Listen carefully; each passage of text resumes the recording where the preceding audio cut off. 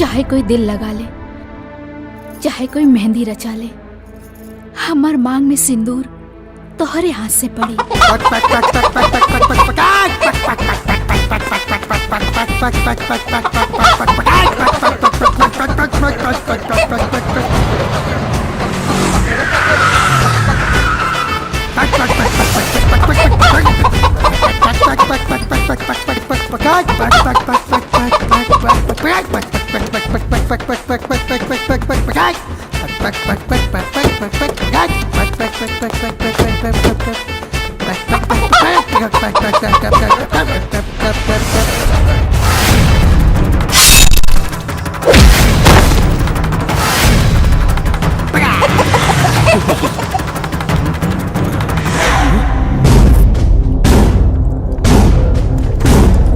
मार डालूंगा, काट डालूंगा, छोड़ूंगा नहीं, बर्बाद कर दूंगा। जय हिंद सर। देश को आजाद करा दिए, करा दिए, करा दिए। अंग्रेजों का खून का धार बहा दिए हैं, बहा दिए, बहा दिए, बहा दिए। पानी से नहीं, खून से नहाइएगा, नहाइएगा, नहाइएगा, नहाइएगा। सारे जहां से अच्छा हिंदुस्तान हमारा, हमारा सारे जहां से अच्छा।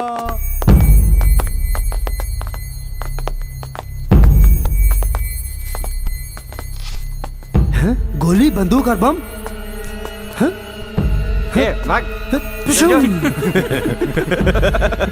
अरे अरे जंग पे जाना है, हटो। बम बम बम बम बम बम। जो इधर से। अरे अरे ये क्या कर रहा था? चल चल भाग। चींटी चढ़ी पहाड़ पे, पहाड़ टेढ़ा हो गया। चींटी चढ़ी पहाड़ पे, बोला बोला बोला, पहाड़ हाँ टेढ़ा हो गया। हाँ, अरे चींटी चढ़ी पहाड़ पे, पहाड़ टेढ़ा हो गया। और चींटी जब मरस पहाड़ सीधा हो गया। पहाड़ सीधा। भैया ये जिंदा कैसे रह गई? भगवान की कृपा से। कहीं तो एकरा के उड़ा देई। वो दुश्मनी ही का जौन एक बार में मौत दे दे। दुश्मनी के मजा तब आवेला जब बार बार मौत आवे। एके पब्लिक के लात जूता खाए खातिर छोड़ दे। ठीक कहा तनी मालिक, कमीशन काट के। चल। हाँ? रावण का संहार करना है, सीता मैया को वापस लाना है, लंका पार कर जाना है। बोलो सियावर रामचंद्र की जय। अरे उस्ताद, अरे बुधर, आओ नीचे वा, नीचे वा। अरे लंका पार करना है। ना ना ना ना हनुमान जी बोले, मान लीजिए मेरा मुर्गा आपके घर में अंडा देगा, तो अंडा किसका होगा? आपका, मेरा, आपका, मेरा। मुर्गा अंडा? हाँ, अरे आपका। छोट शहर में बड़ समस्या के समाधान ना हो सकेला। या तो इनका के विदेश लेके जाए, ना तो रांची के पागल खाना। अरे डॉक्टर साहब, रउआ लगे हर मरीज का इलाज बा। कसम करके एकरा के ठीक कर दी डॉक्टर साहब।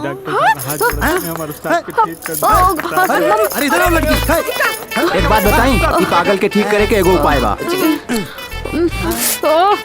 जेकरा खातिर पागल भेल बा, ऊ माहौल बनौला पर ही ई ठीक हो पाई। हो सकेला एकर इलाज सही हो जाए। कैसन माहौल डॉक्टर साहब? कैसन माहौल? एके परिवार के जैसन इनकर वेशभूषा बना के खुश रखे के पड़ी। ठीक बा हो डॉक्टर सकेला भगवान ऊपर वाला इनका के सुन ली तो ठीक हो जाई। हे भगवान। अरे बाबा रे बाप रे, इत हमरे के सुइया भोग भेलस। एकर इलाज ना कैसे मिला। ए हिंदुस्तान के गद्दारों, रुको। बाप रे बेटा, पगला कहीं का। रुका।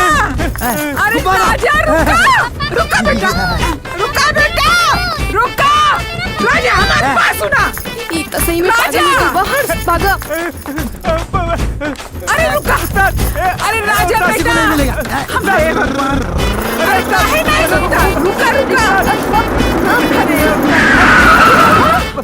अरे उस्ताद, अरे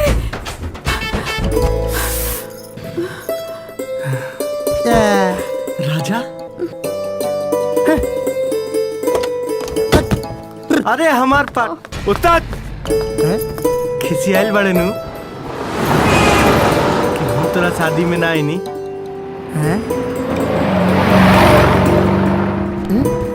नकली है। अरे आखिर पूछ तक काहे ना आईनी? बेटा ये कुछो ना बोली। काहे? ये अपन होश खो देले बा, ये पागल हो गए बा। ये देश है वीर जवानों का, अलबेलों का, मस्तानों का, इस देश का यारो, इस देश का यारो क्या कहना, ये देश है दुनिया का गहना।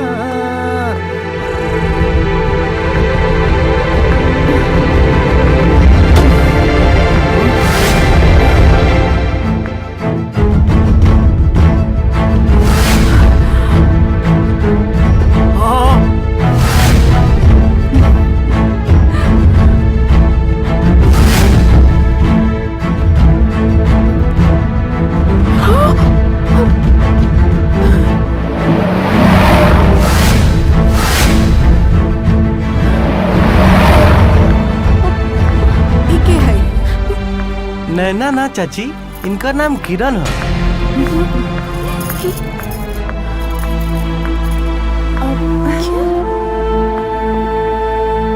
का भाई ऐसे काहे दिखत आड़ा लोग? असल में जौना दोस्त से हम मिले आई रही वो पागल हो गइल बा। मगर चाची ये सब भइल कैसे? चला बतावा तनी।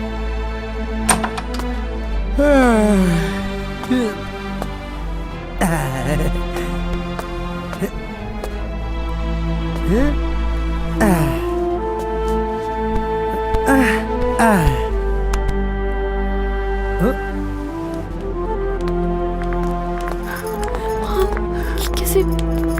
राजा चला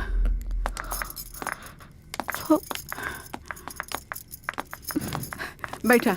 हाँ बैठा बेटी।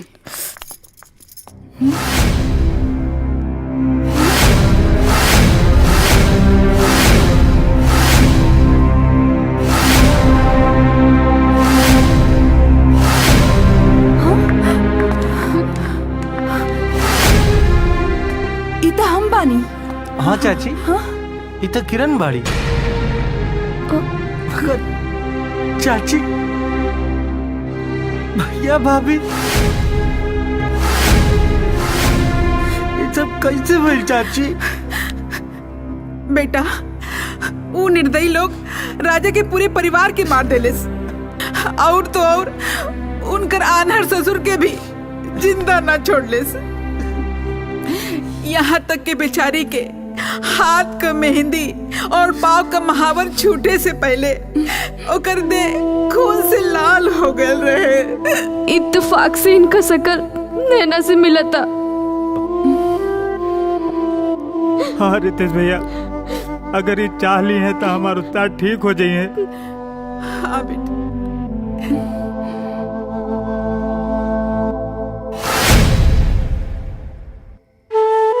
गोरिया चांद के अजोरिया नियन गोर बाड़ू हो। गाना गावल बंद कर, ना तो हमार माई पर शादी के जगह गाले पर निशानी दे दी। निशानी मिले या सलामी, गायक हम बन के छोड़ब, चाहे हमरा 10 दिन खाए के ना मिले। बेटा बेटा लोग केतुना नालायक हो ना, बाकी महतारी खाए के थोड़े ना रोकेले। हाँ आ तू लोग तो वैसे भी हमारे लायक बेटा है ना?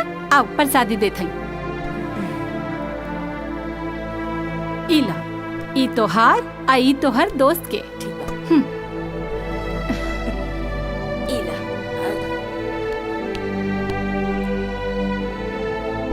प्यार दुलार अपनापन के रिश्ता बस खाली गरीबन के घर में काहे मिलेला? काहे से बेटा, एगो गरीब के पास एकरे अलावा कुछ देवे बदे रहबे न करेला, यही से। अरे बहुरिया।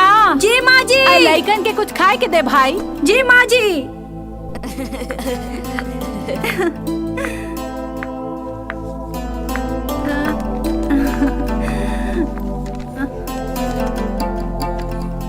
रउआ सही कहतानी दीदी।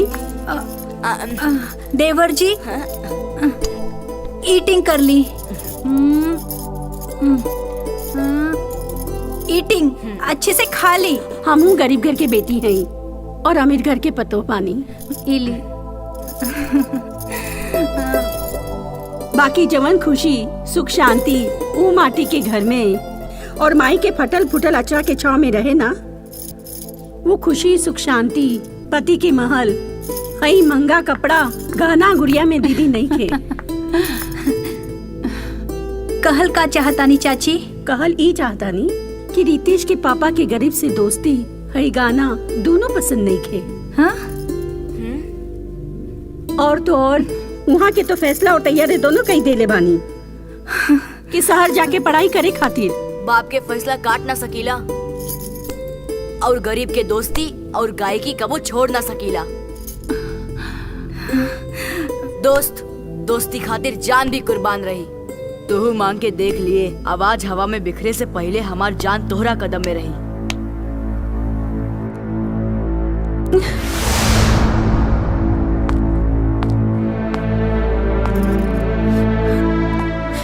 किरण, हम तोरा से एगो भीख मांगल चाहतनी। कैसन भीख? तोहरा हमरा दोस्त के पत्नी बने के नाटक करे के पड़ी। शायद ही कैला से वो ठीक हो जा। लेकिन रितेश लेकिन कुछ ना। अगर हम अपना दोस्त खातिर इतना ना करम ना तो दुनिया हमारा के दोस्त ना मतलबी कही।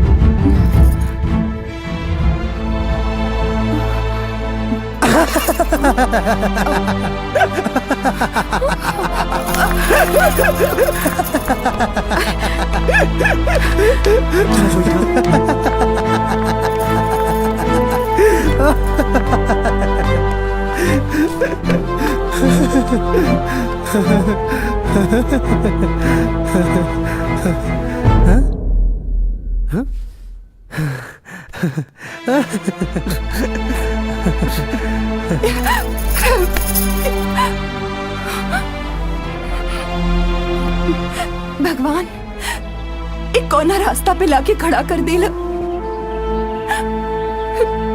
बेटी, वो है रास्ता जो एक का जिंदगी और अनेक का खुशी बा। लोग दुनिया में दान पुण्य करे बहुत दूर दूर जाला।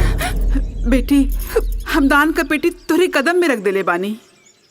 तू दान पेटी में तू अपन प्यार से हमार चिंटू बेटा के ठीक कर दी। हम सुनते आयल बानी कि जे लोग के साथ न देला तो लोग केहू के साथ दिल छोड़ दे। हमारे उस्ताद तो सबके साथ देत रहलन और रहुआ अगर हमारे उस्ताद के ना ठीक कहीं तो लोग के साथ ना दे। मैडम जी, अपन खुशी के त्याग के दूसर के खुश कइल तो बहुत बड़ बात होला। मैडम जी, ये लोग ठीक कहता किरण।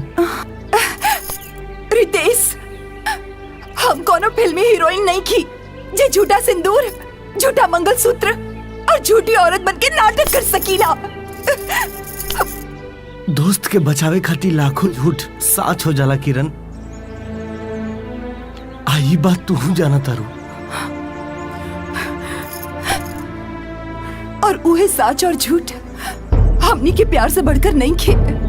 ना किरण, तू हमार जान हो, हम तो हार जान है। मगर हम अपना जान से बढ़ के अपना दोस्त के मानीला। अगर चोट टोकरा लागेला नु तो दर्द हमरा होला। एक बात जान लो, अगर ओकरा कुछ भइल ना तो ओकर जान निकले से पहले हमार जान निकल जाए। अब आगे फैसला तुम्हारा हाथ में बा।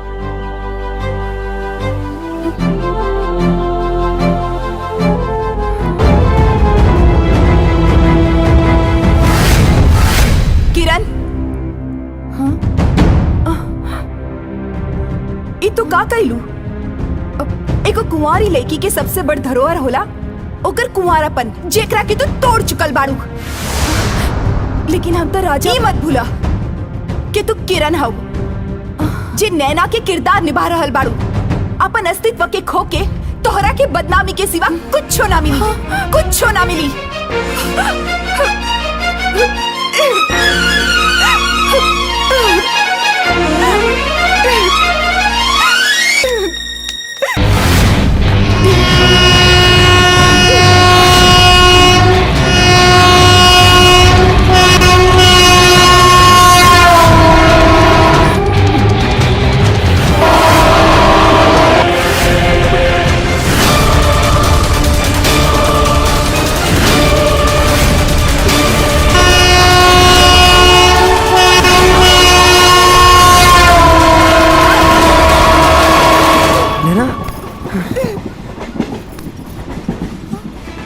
यार से कभी रूठना मत, वरना जिंदगी बिखर जाएगी। ये कोई खुली हुई जुल्फ नहीं जो फिर से संवर जाएगी। जुदा ना होना उनसे कभी जो जान देता हो तुम पर, वरना तुम्हारी याद में ही जिंदगी गुजर जाएगी।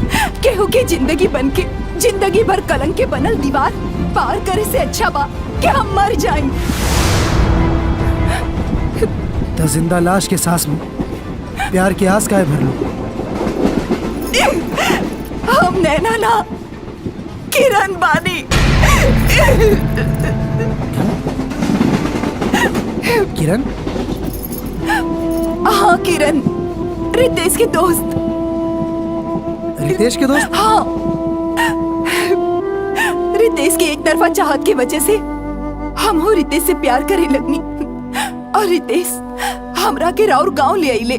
रउआ के बारे में पता चलल और इत्तेफाक से हमार चेहरा राउर पत्नी नैना से मिलत रहे, और सब केहू हमरा के राउर पत्नी नैना बनके रउआ के ठीक करे खातिर बोलन। बाकी किस्मत के खेल देखी, एक दिन ऐसा हालात बनल कि आज हमार पेट में राउर अंश पल रहल बा। अब हम ऐसा मोड़ पर आके खड़ा बानी जहाँ से हमरा कुछ समझ में नहीं के आवत कि हम कहाँ जाएं। रितेश के पास हम जा न सकीला और रउआ से अपन मदद के गुहार कर न सकीला। अभी तक हालात के तो हम ना बदल सकेनी, और हम जो कुछ भी कहनी तू नैना समझ के कहनी, और आज तोहरा वजह से हम होश में आइल बानी। अगर हमारा दोस्त के एतराज ना होके तो एहसान समझ के ना, प्यार समझ के अपना ले।